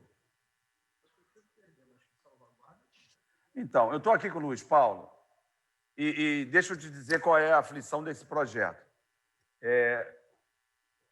Esse projeto indica perdas. Claro que se você tem uma alíquota de X e vai reduzir a alíquota, você vai te perder, logicamente. Ocorre que nós estamos vendo todos os distribuidores de alimentos do Estado do Rio de Janeiro comprando do Espírito Santo. Tem vários e vários exemplos. Então, se você reduz a alíquota, claro que você vai perder. No primeiro momento vai ter perda, não tem jeito. Agora, nós já tiramos esse projeto de pauta 3, 4, 5 vezes. Eu respeito lá o parecer do MP, mas a gente tem que votar. A nossa obrigação aqui é votar. Eu não quero fazer defesa do projeto, porque o projeto vem do Executivo. Tem vários exemplos. Toda hora eu falo da água. Você vende água da França aqui, você vende água da Itália, mas não tem água do Estado do Rio de Janeiro. Agora, as bebidas ditas quentes, todas estão vindo do Espírito Santo. Perfeito. Então, você tem uma alíquota maior aqui, e se você reduzir ou tirar a substituição, vai perder, lógico, no primeiro momento. Mas Senão, nós não vamos acompanhar. E essa história de guerra fiscal, ela está aí. 24 horas, diuturnamente. Então, eu sei que nós não vamos chegar a um entendimento, nós vamos para o voto. Então, não adianta, nós não vamos abrir aqui para discutir. Eu quero ouvir o Pedro Fernandes. Porque... Senhor presidente, eu só gostaria de insistir, só uma contribuição de 1 minuto. Olha só, senhor presidente, eu falo enquanto cadeia. Nós, enquanto cadeia, nós temos uma opção hoje de comprar, só para ser breve, 19% no estado do Rio de Janeiro e 12% em outros estados, inclusive o Espírito Santo. Quando a gente compra com 12%, você já tem 7% na compra. E aí você tem que declarar o imposto aqui no Rio. Vamos ser sinceros, eu compro pelo Rio. Eu já compro pelo Rio, eu não abro mão. Mas na prática, né, aqui na prática, a cadeia compra 12% e chega aqui no estado do Rio e não declara. É isso, claro que nós vamos ter uma disparidade, eu posso dizer isso, e posso falar com os deputados amigos, nós vamos ter uma arrecadação que a gente não tem nem noção. Assim, não tem estudo na Secretaria de Fazenda, não tem nada. O que a gente vai ter de ganho é uma coisa incalculável. Eu posso dizer isso enquanto fazendo parte da cadeia. A cadeia compra com 7% menos, na hora de declarar aqui no estado do Rio, o cara não está conseguindo pagar folha salarial lá na ponta. O cara vai deixando para trás. Então, assim, é uma conta muito clara. E se os deputados quiserem, amanhã, a gente ter uma última reunião antes da votação, estarei em qualquer momento, em qualquer lugar, para que a gente não perca essa oportunidade para garantir o melhor preço na ponta e também a arrecadação no estado do Rio de Janeiro. Muito obrigado, senhor presidente. Ok, pode ser uma das saídas a gente amanhã debruçar para discutir com a Firjan, chamamos os representantes, fazemos outra reunião de líderes, sem prejuízo, 14 horas amanhã. Obrigado. Tá bom? Já estamos convocando. Eu vi um representante do CEP, Luiz Guilherme e Flávio Lopes. Então, nós vamos discutir... Estou aqui, presidente. Ok. E o Luiz? Estou aqui. Okay, boa tarde, bem. presidente. Pedro Fernandes já está na área, Pedro? Presidente, o secretário Pedro Fernandes ainda está em audiência no TJ, com o presidente do TJ. Ok. Bem, então... Nós estamos aqui. O projeto 3030 de 2020 dispõe sobre a composição de classes docente 1 prevista na Lei 1.614, de 24 de janeiro de 90.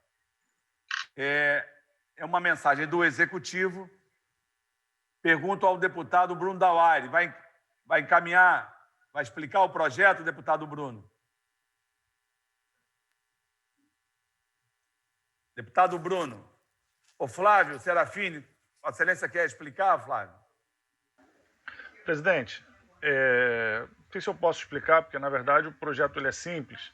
Ele trata da mudança na carga horária do professor docente 1, a possibilidade de migração de 16 para 30 horas. O secretário Pedro Fernandes, antes de enviar esse projeto, inclusive, tinha me consultado, a mim e ao Valdec, o que a gente achava. A gente disse que achava importante. Hoje tem uma oferta muito grande de GLP para os profissionais da educação. O profissional da educação faz hora extra e depois não leva nada dessa hora extra. É um trabalho que não tem direitos garantidos trabalhistas. Só que acabou que a mensagem que veio ficou um pouco diferente da minuta que o secretário tinha feito circular inicialmente. E acabou que suscitou uma série de dúvidas que eu acho que o CEP pode falar melhor quais são essas dúvidas. O som está fechado, presidente. Seu som está fechado. Sem prejuízo do CEP falar, mas Vossa Excelência não fez emenda para ajustar o texto, Flávio? Nós fizemos. Fizemos, e o CEP fez algumas sugestões que não estavam em emendas, e quando a gente foi protocolar já tinha batido os 5, que a gente também está tentando acolher como subemenda se tiver acordo com o governo. Vamos discutir depois com o representante da secretaria. Quem vai falar primeiro, Luiz ou Flávio? Vamos começar, Flávio? Vai, Luiz. Boa tarde a todos. Então eu começo, depois eu passo para o Flávio.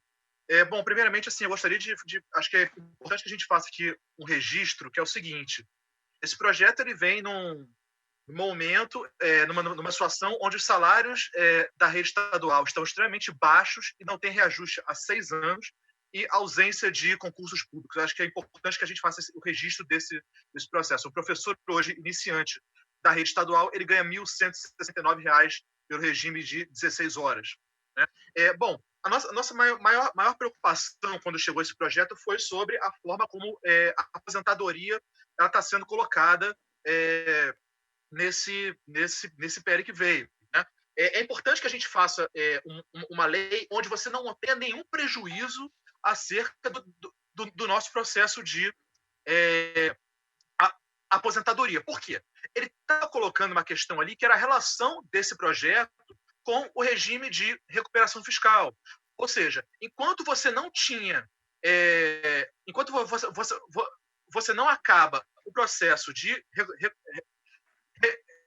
recuperação fiscal, esses profissionais eles não seriam efetivados enquanto 30 horas. Né? E aí, nesse processo, onde tem hoje uma dúvida se vai conseguir ou não recuperar e tal, mas já se fala, por exemplo, o governador Witzel estava falando em estender para 10 anos, eu não sei como é que ficou isso, a gente tem uma preocupação muito grande, onde essa migração, você não tenha a efetividade dos direitos e ela acaba virando uma gigantesca GLP durante anos e anos e anos, e a gente trabalhe sem que a gente tenha os nossos direitos previdenciários efetivados. Né? Então, isso para a gente é uma questão extremamente séria, está pegando isso na nossa categoria e hoje trabalhar nessas condições fica muito difícil. Né? Você tem aí um aumento de carga horária, né? Onde você se vende praticamente para ganhar R$1.000 a mais sem a efetivação de direitos. É importante esse projeto, só que a gente precisa que todos os direitos sejam efetivados nesse âmbito. Né? Outra coisa, outro elemento importante para depois eu passar para o Flávio é que não haja nenhuma forma de definição de quantidade de dias pelos quais os professores eles fiquem à disposição. Né? Por que eu falo isso?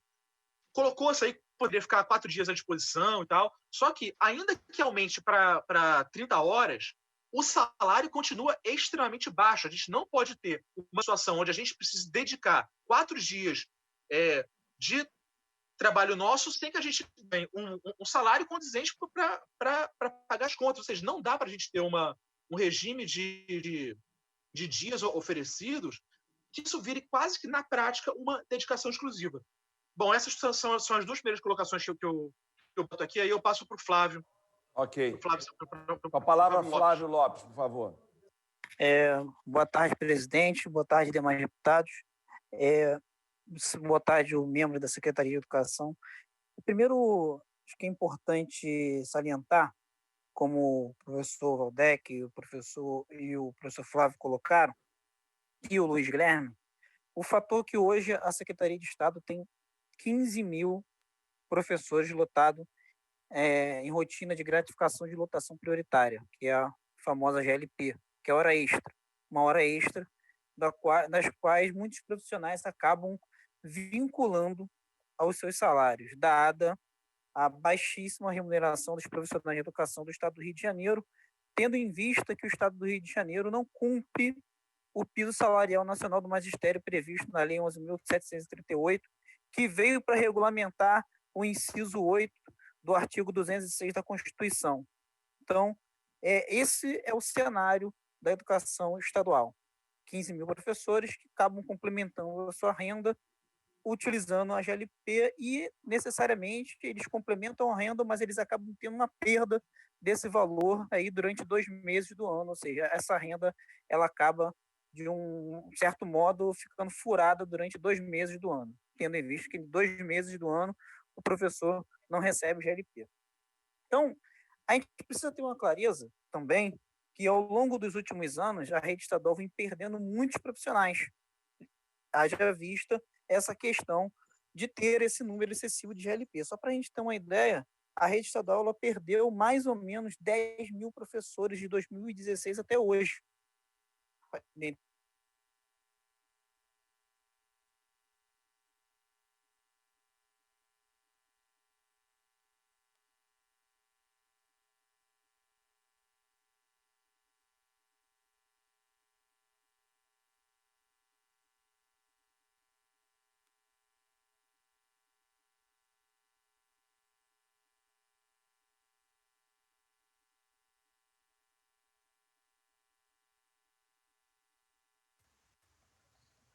Voltou. Flávio, sim. Ficou 2 minutos fora do ar, por favor. Vamos voltar para encerrar. Por favor, Flávio. Tá. Presidente, o senhor vai me. Eu tenho um tempo para falar, só para mim poder controlar. 2 minutos. Isso. 2 minutos. Tá bom, beleza, vou tentar fechar em 2 minutos. Então, como eu estava falando, tendo em vista que de 2016 para cá, a rede estadual perdeu mais ou menos 10 mil professores para aposentadorias e falecimentos. Essas perdas poderiam, inclusive, ser supridas por convocação de servidores concursados, porque o próprio regime de recuperação fiscal permite que as vacâncias decorrentes de aposentadorias e falecimentos sejam supridas. E, como já foi falado por um deputado aqui, a PGE vem reiteradamente descumprindo a lei, dizendo que, dando uma outra interpretação para o texto que está na lei. Sendo assim, a migração para a carga horária de 30 horas, ela acaba sendo positiva no sentido de dar segurança salarial para esses professores que já estão fazendo essa GLP, e, inclusive, nessa segurança salarial, fazer com que eles tenham garantido isso também na carreira. Com isso, o CEP elencou uma série de problemáticas que estavam no texto do projeto de lei, mas não necessariamente no texto, mas num texto inicial, uma minuta que a Secretaria do Estado fez, onde nos causou um pouquinho de preocupação, porque dava alguma insegurança para os profissionais que viessem a migrar. Então, que questões são essas? São a questão de migrar automaticamente, é a garantia de que esse profissional vai ser alocado na sua referência atual, garantia de que esse profissional vai ter garantido os triênios dos quais ele já está, garantia de como vai se dar o processo de escolha, se esse processo vai ser mediante critérios objetivos, e também, é óbvio, a garantia não se refere à aposentadoria. Nesse sentido, tem uma emenda do deputado Valdec, que ela vai bem nesse sentido, de garantir que o profissional, no momento da migração, tenha direito a se manter no seu regime previdenciário no qual ele estava antes da migração. Então, nesse sentido, o CEP avalia que precisaria fazer algumas modificações.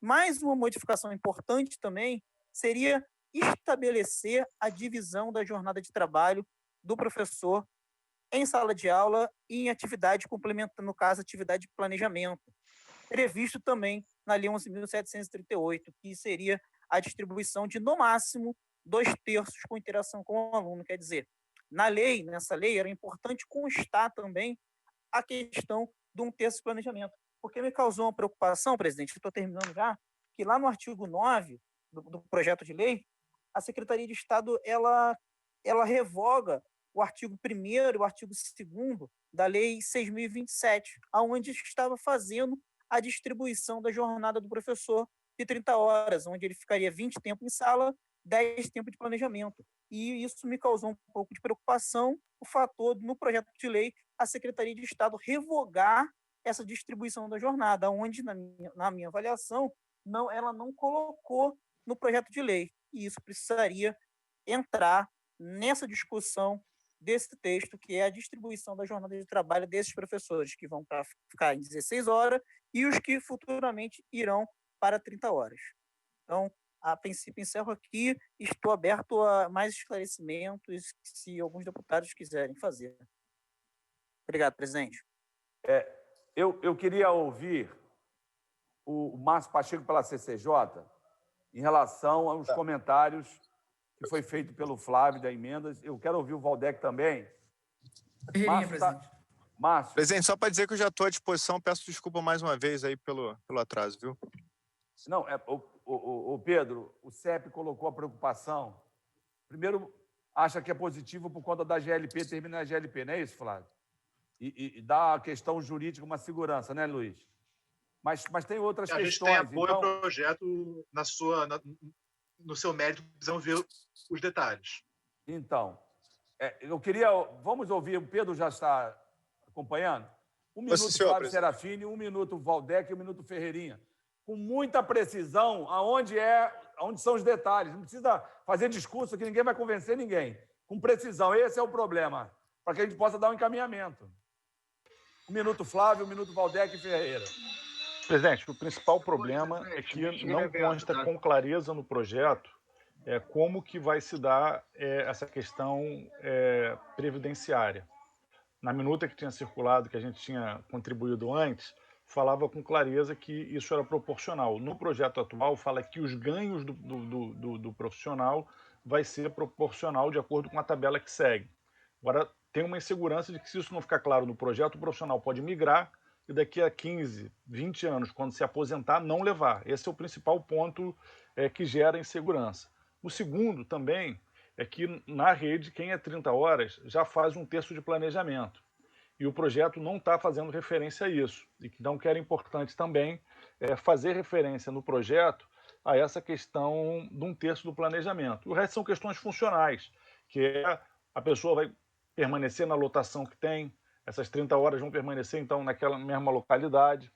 Esses são os pontos principais que a gente acha que era importante ficar mais explícito na redação para dar segurança jurídica para os profissionais.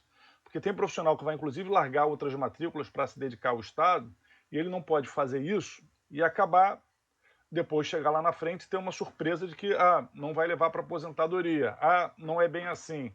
Então, essas são as principais dúvidas, né? Com relação à essência do mérito, todo mundo tem acordo. São esses detalhes que precisam estar mais explícitos. Deputado Valdec, em seguida, Renan. Vamos lá, André. Topicamente, a questão de 2/3 e 1/3. A emenda 30 que eu fiz remete para a Lei 11.738, que garante isso. Está lá. Eu peço para o Márcio ver, para o Pedro ver. Isso ficaria consignado no texto, a garantia dos 2/3 e 1/3. A questão dos critérios, eu também acho, viu, Pedro? Seria importante que a lei dissesse que haverá, assim, critérios objetivos para selecionar, porque nem todos os professores de 16 horas poderão migrar para 30 horas. A SEDUC fará uma seleção, naturalmente. Então, a emenda 31 que eu faço propõe que seja instituída pelo secretário uma comissão para definir os critérios objetivos que vão reger o processo de seleção dos professores que pleitearem a migração. E aí é uma comissão que, nesse caso, me parece, tem que ter, obviamente, representação da SEDUC e representação dos profissionais da educação. Outro ponto que eu menciono também é que o exercício dessa jornada de 30 horas se dê, pelo menos preferencialmente, na mesma unidade escolar. Isso é uma discussão para a gente fazer aqui também. Outra preocupação mencionada pelo Flávio Lopes, a questão da origem do professor, do vínculo com a sua unidade de origem. É a minha emenda 33, né, que a migração para 30 horas não acarrete mudança da origem, da lotação de origem do professor, exceto que ele demande, se ele demandar. Topicamente, a 34, as regras previdenciárias sob as quais o professor já está, quando houver a migração, ele se mantém nessas regras, né? A migração de 16 para 30 não tem que acarretar nenhuma mudança no regime previdenciário. Então, eu coloquei isso na emenda 34. E, por fim, a emenda 35. Por fim, a emenda 35, que é o seguinte, Pedro, a gente até conversou a respeito. Quando a gente fez isso em Niterói, a gente deu um prazo de transição que pode ser bom para a secretaria e para o próprio professor, se vai querer confirmar a sua migração. Eu acho que tem que ter um prazo na lei para a partir do qual o professor migrou, não volta mais. Então, assim, a emenda 35 que eu fiz, eu disse que essa migração seria confirmada assim, no prazo máximo de 3 anos. Né? Então, assim, ele faz a migração de 16 para 30 e no terceiro ano, a partir de 3 anos, ele já está confirmado nessa nova jornada com todas as prerrogativas, vencimentos, enfim, daí decorrente, para não ficar numa coisa transitória, sem mudança formal de vínculo por muito tempo. O prazo de 3 anos pode ser razoável, tanto para o órgão quanto para a carreira do professor. Obrigado, Valdec. Renan, 1 minuto, depois vamos ouvir o Pedro.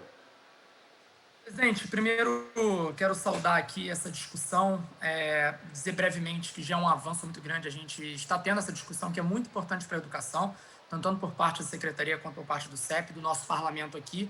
Acho que a gente está alinhado no mérito, que o importante é aparar algumas arestas para conseguir chegar no melhor texto possível para isso. Eu já disse que orçamento e políticas públicas é local de fazer escolhas e essas escolhas precisam ser feitas. Eu tenho um ponto tem uma questão muito pontual, que é a emenda 14 que eu fiz, queria chamar a atenção da CCJ e do secretário Pedro Fernandes, que diz respeito ao que o Valdec já antecipou sobre o processo. Que processo é esse que nós vamos estar fazendo para poder fazer essa transição. E aí eu defendo aqui que seja um processo seletivo público, isonômico, transparente, sério, que possa ser feito aí através de uma comissão que possa estar tendo critérios objetivos. Então, você poderia pegar a emenda do Valdec, o Flávio já tocou um pouco sobre isso também, fazer algo conjunto para que não se fique algo muito subjetivo. E, infelizmente, aqui não é duvidando de nenhuma gestão com isso, mas a gente, quando faz política pública e trata de maneira institucional, tem que estar muito bem amarradinho para não ter chance por acaso ou para práticas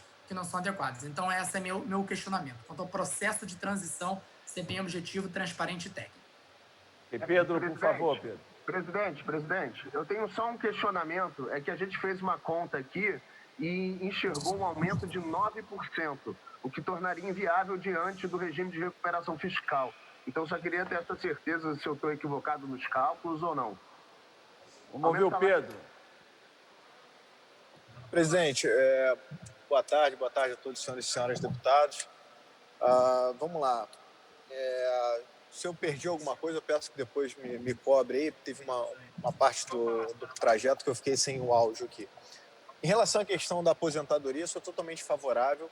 A gente pode construir, desde já, presidente, eu me coloco à disposição, caso Vossa Excelência concorde, de me reunir com os deputados que tiverem interesse, de me ajudar a construir esse texto da melhor forma. Mas em relação à proporcionalidade da aposentadoria, nós somos totalmente favoráveis a isso. Em relação a 1/3, nós teremos essa dificuldade de colocar na lei justamente pelo que o deputado Alexandre acabou de falar agora. Se botar a obrigatoriedade de 1/3, você vai ter aumento de despesa. E tendo aumento de despesa, a gente corre o risco de não aprovar por conta do regime de recuperação fiscal. Então, foi por esse único detalhe que a gente não colocou na lei, mas, obviamente, que é o interesse da Secretaria, e fizemos o projeto justamente para poder cumprir 1/3.